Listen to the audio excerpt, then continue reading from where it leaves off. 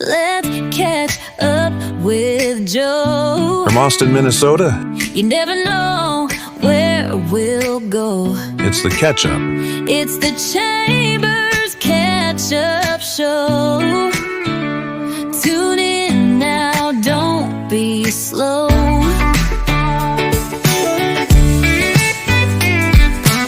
Sitting here in beautiful Gravity Storm Brewery along with Mike Looman of Farmers Insurance.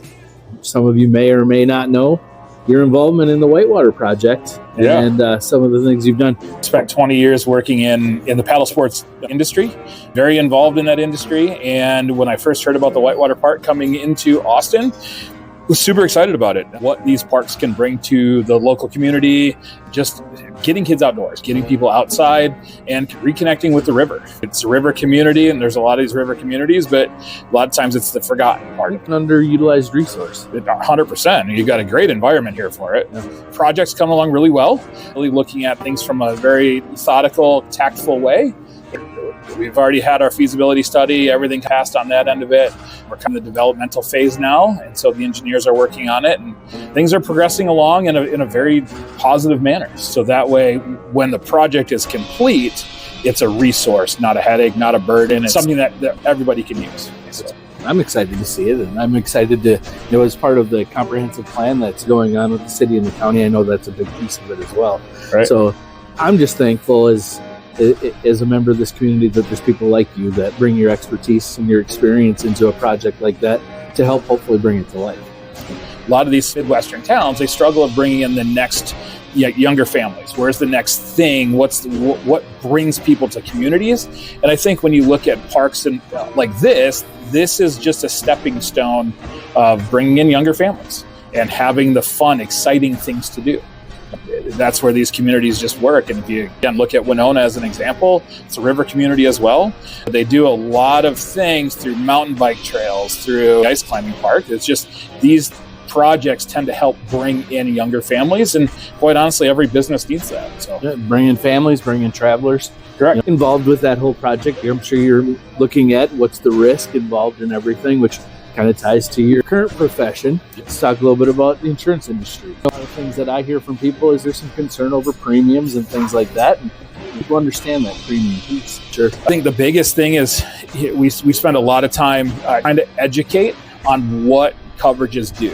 Example is we have conversations every day with people that, insurance online, and they're just buying just strictly on price. Well, quite honestly, if you're buying strictly on price on that, you're not ensuring that policy is going to work for you when the time comes that you actually need it. I get that the economic portion of it, that's a very real factor in today's world.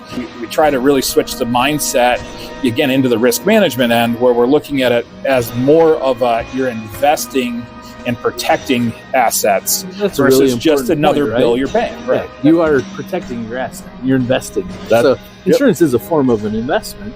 Correct. You got to be willing to back it up. Exactly.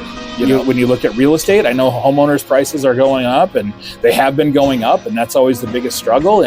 Or in a lot of ways, so have home values. You have to kind of mental switch sometimes to change it from an asset protection, versus something that you have to buy. Just like in the auto world, and I think this is the importance of having the local agent that's involved in that one. You have discussions every day about people that just go online and buy it.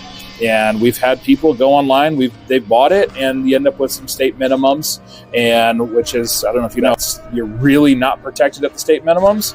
So you're buying a piece of paper that basically you don't get a ticket, show the officer. Just like in any other risk management, if we're going to do something, there's a reason why we're doing it in the outdoor. We're not going to take unnecessary risks if we don't have to. Well, in the insurance end of it, why take those unnecessary risks? You have to spend the money anyway. It's one of the only things that the state and government forces you that you have to buy.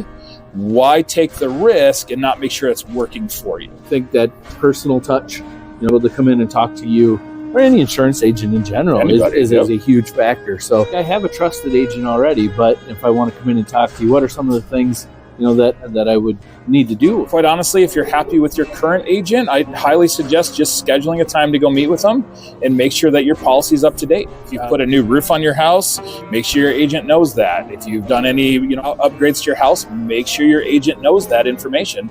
A lot of times there's other discounts that can be applied to the policy if you've done some of this upgrades and you're not meeting with your agent. We don't necessarily know you're doing it. So spend the time, and agents should always be there for you and be able to sit down and have those conversations. That's great. That's great advice. And I'm sure that most agents appreciate that too, that information. You just gotta communicate, right? Yeah, the big misconception out there that the agents make the rates and we dictate the rates. And I got to tell you, there's no agent that actually dictates the rates. So at the root end of all insurance companies, they're statistic and analytic companies. So all the agent can really do is provide is a good customer service, positive experience, and making sure that what you're paying for is actually going to do its job at the time of claim. Also, you should just work, and you shouldn't have to worry about anything. You worry about what you have to. The policy should do its job. Sure.